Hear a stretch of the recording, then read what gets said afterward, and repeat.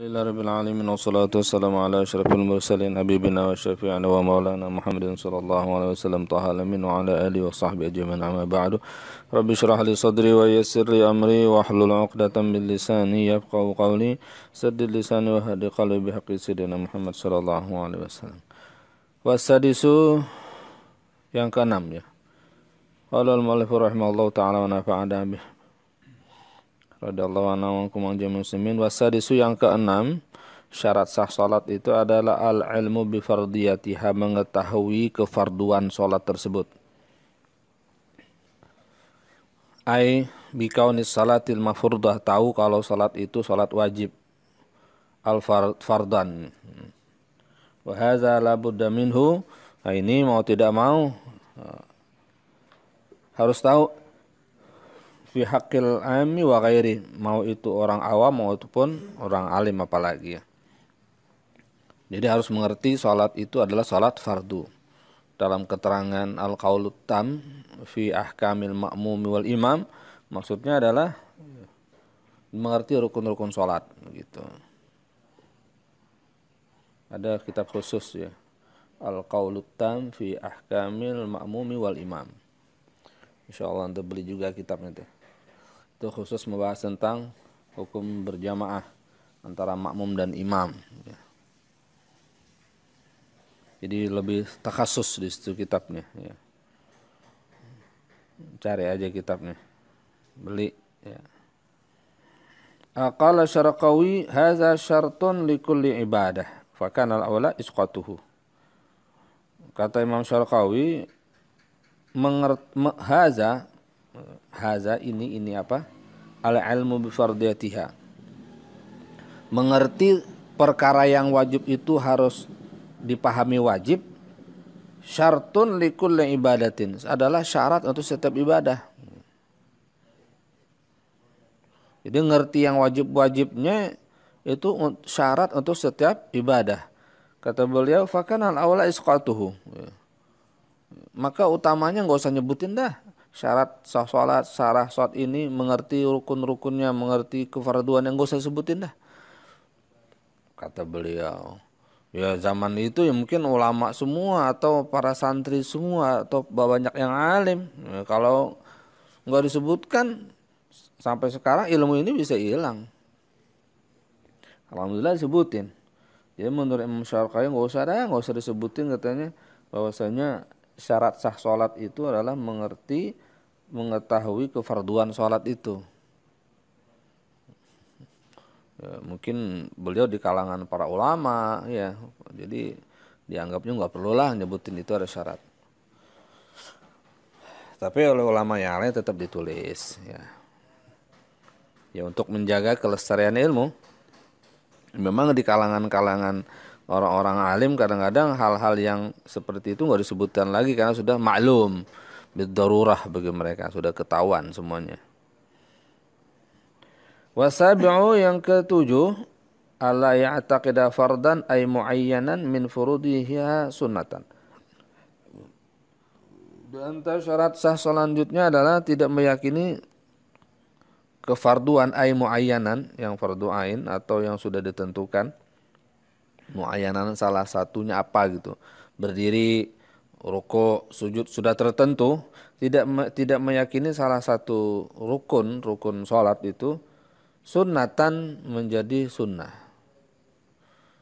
Jadi ada orang pokoknya selama ini salat 20-an tahun, begitu ditanya apa hukum berdiri ketika salat, sunnah, maka selama ini salatnya tidak sah. Berarti selama ini juga ikut-ikutan dan nebak gitu. Hadza fi haqqil ami, ini untuk orang awam. Untuk orang awam. Jadi aneh kalau yang sudah biasa sering jadi imam begitu ditanya rukun sholat kagak ngerti lah. Enggak sah dong dinanggung orang kalau gitu. Wa huwa ma lam yuhassil tarafan minal fiqhi, yang disebut orang awam apa? Orang yang tidak mengerti, tidak menghasilkan salah satu bagian daripada fikih. Ya tadi bihi ila baqihi, yang membawa dia bisa mengerti kepada sisa yang lainnya. Itu namanya orang awam. Jadi dia nggak punya sama sekali dasar gitu.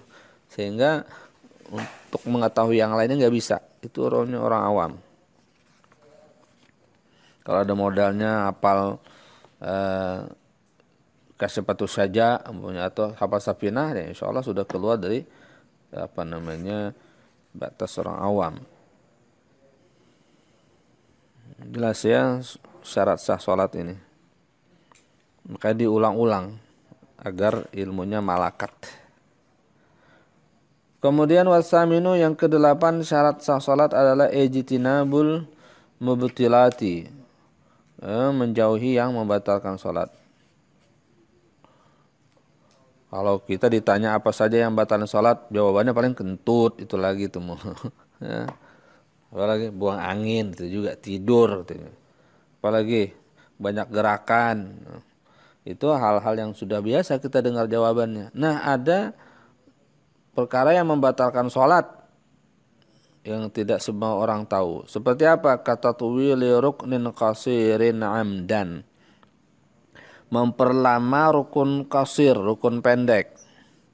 Seperti apa? Seperti i'tidal selain di rakaat terakhir.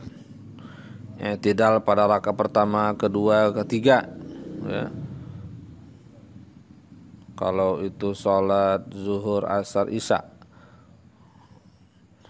Kalau maghrib tidak memperlama rakaat pertama dan rakaat kedua. Kalau subuh tidak memperlama rakaat pertama pada i'tidalnya. Kalau dilamain maka batal amdan, kalau sengaja ya. Wa nahwihi dan seumpamanya. Jadi i'tidal itu rukun pendek. Kecuali pada rakaat terakhir, karena itu posisi untuk doa qunut. Baik itu siang ataupun malam. Karena ada doa qunut nazilah. Jadi sholat Jumat boleh. Rakaat kedua pakai qunut nazilah. Mimma sanaqifu alaihi insyaallah ta'ala fi kalamil musannif. Yang insyaallah akan kita bahas itu di ucapan musannif yang akan datang, berarti bahasannya panjang ya. Mana rukun pendek yang kalau diperpanjang jadi membatalkan sholat? Tadi sudah kasih bocorannya ya. Wa inna ma lam yazkuril musanniful islam wa tamyiz li'annahuma ma'lumani min taharatil hadaisin. Di sini ada tambahan keterangan. Kenapa sih di sini kata Syekh Nawawi Al-Bantani, musannif tidak memasukkan Islam dan tamyiz sebagai syarat sahnya sholat. Padahal kan harus orang Islam, harus orang tamyiz. Kenapa kok nggak dimasukkan di sini? Coba pertama apa syarat sah sholat? At-taharatu anil hadatsain. Ya, suci daripada dua najis. Kok nggak disebut Islam? Kok nggak disebut tamyiz? Li'annahuma, karena kedua-duanya ini Islam dan tamyiz ma'lumani, udah diketahui. Di mana min taharatil hadatsain, dari pembahasan suci dari dua hadas. Syaratuha, karena syaratnya suci daripada dua hadas adalah an-niyatu, niat. Wa syaratun niyati, sedangkan syarat sahnya niat adalah al-islamu wa tamyiz. Ya, itu makanya nggak disebutin. Syarat sahnya niat adalah Islam dan tamyiz. Wa yu'lamu at-tamyizu, dan diketahui tamyiz itu aidan pula min isyarati ma'rifatil waqti, dari mengetahui dari syarat sahnya mengetahui waktu.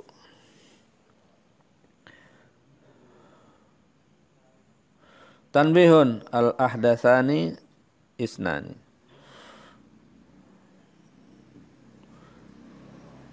Peringatan, apa ini pembahasan penting. Al-ahdatsani isnani, hadas itu ada dua. Hadas nih, ini judul baru ya, judul baru. Asgharu wa akbaru, hadas kecil, hadas besar. Al-awwalu bi idkhalil janabah fil akbar asghar. Pertama, memasukkan junub fil akbari pada hadis akbar asghar kecil, wasani akbar. Oh ya. Pertama memasukkan hadas karena junub itu dalam kategori akbar. Awalnya wasani asghar, wasani akbar. Fal asgharu ma aujabal wudu'a, hadis kecil adalah apa-apa yang mewajibkan wudu.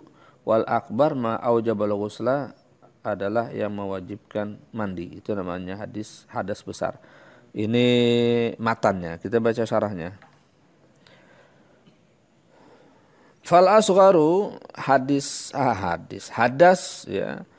Asghar adalah ma aujabal wudu, sesuatu yang membuat kita wajib wudu. Itu namanya hadas asghar. Qala al-Jafriyu fil Ibriqiyah, Syekh Jafri dalam kitab Al-Ibriqiyah mengatakan hiya nawaqiduhu, yaitu hal-hal yang membatalkan wudu. Jadi hal-hal yang membatalkan wudu itu namanya hadas asghar. Apa? Ya buang air depan ataupun belakang. Atau apa lagi? Bersentuhan laki-laki dan perempuan yang halal nikah. Suami istri halal nikah bukan? Ya batal karena halal nikah. Atau menyentuh kemaluan sendiri atau orang lain dengan telapak tangan dan apa lagi? Dengan telapak tangan dan perut jari. Terus apalagi yang batalin wudu? Hilang akal. Masalah seperti gila atau mabok yang benar-benar hilang kesadaran, pingsan. Itu tuh yang menyebabkan itu semua, itu namanya hadas asghar.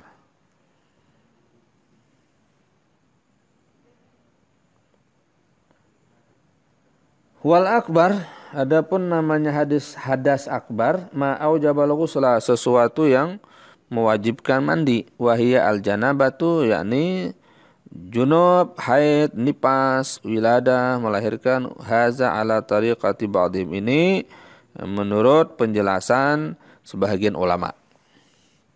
Jadi ulama membagi dua, hadas asghar, hadas akbar, dua. Tapi ada ulama yang justru membagi tiga gitu. Wa ba'dhum ja'ala al-ahdatsa salasata aqsamin. Tapi sebagian ulama fikih mazhab Syafi'i membahas bahwasanya hadas itu ada tiga macam. Akbaru hadas besar, awsatu hadas menengah, wa asgharu hadas asghar kecil. Dari mana melihatnya nih? Hadas besar, setengah atau kecil. Falikauni ma yahrumu bil haidi aktsar min ghairihi yusamma hadasan akbar. Jadi dilihat karena keberadaan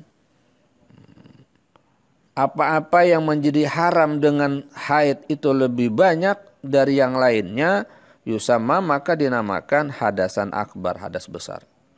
Jadi kenapa haid junub, haid ya, kenapa haid itu disebut hadas akbar? Karena dari sisi keharaman dia lebih banyak dari yang lain. Seperti apa? Sholat, tawaf, baca Al-Quran, berapa yang diharamkan pada orang haid? Ada 10. Nah, maka dia hadas akbar. Walikauni ma yahrumu bil janabati aqallu mimma yahrumu bil haidi wa aktsaru mimma yahrumu bil hadasil asghar yusamma hadasan awsata. Oleh karena sesuatu yang menjadi haram dengan sebab junub lebih sedikit dari apa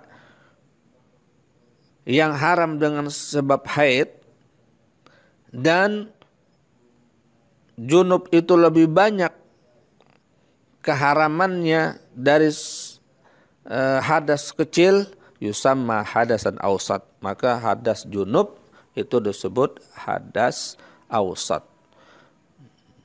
Jadi dibanding dengan yang banyak diharamkan dengan hadas akbar, junub itu lebih sedikit keharamannya daripada hadas hadas akbar. Ya.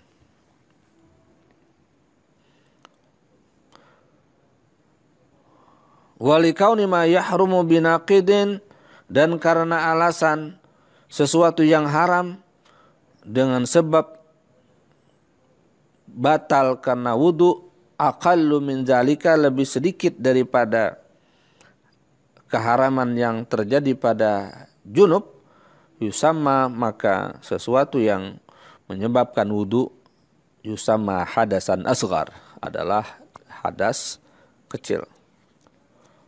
Jadi fa asghariyatuhu wa akbariyatuhu wa tawassatuhu bi'tibari qillati ma yahrumu bihi wa adamu qillatihi. Jadi kecilnya hadas, besarnya hadas, menengahnya hadas itu dilihat dari sedikitnya sesuatu yang haram atau ketiadaan sedikitnya, bahasanya begitu ya. Maksudnya banyak dan sedikitnya ukuran keharaman satu hadas. Ini istilah ya. Intinya sih junub, haid dan batal wudu itu masing-masing punya keharaman yang berbeda-beda, dan itu sudah selesai kita bahas. Wallahu a'lam bishawab. Al-Fatihah.